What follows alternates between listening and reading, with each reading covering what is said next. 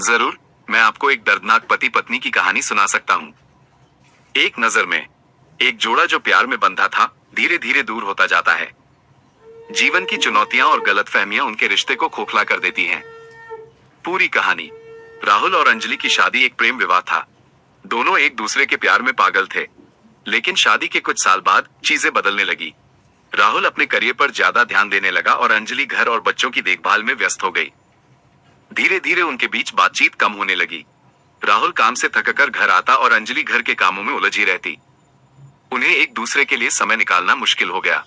छोटी छोटी बातों पर झगड़े होने लगे और उनके बीच की दूरियां बढ़ती गईं। एक दिन राहुल को एक और महिला से प्यार हो गया। वो अंजलि को छोड़कर उस महिला के साथ रहने लगा।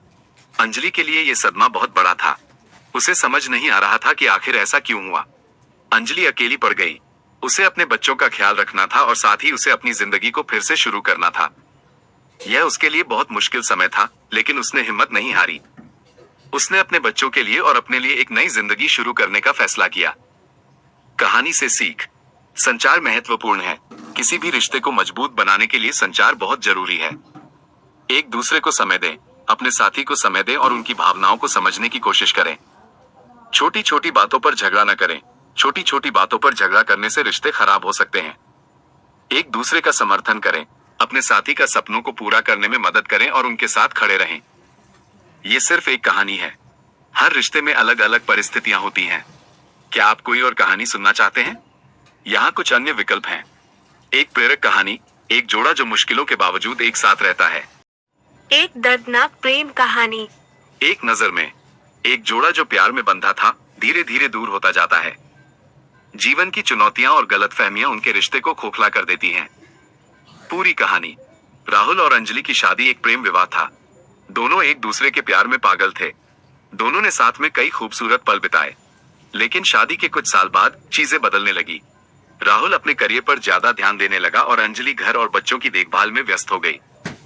धीरे धीरे उनके बीच बातचीत कम होने लगी। राहुल काम से थककर घर आता और अंजलि घर के कामों में उलझी रहती। उन्हें एक दूसरे के लिए समय निकालना मुश्किल हो गया।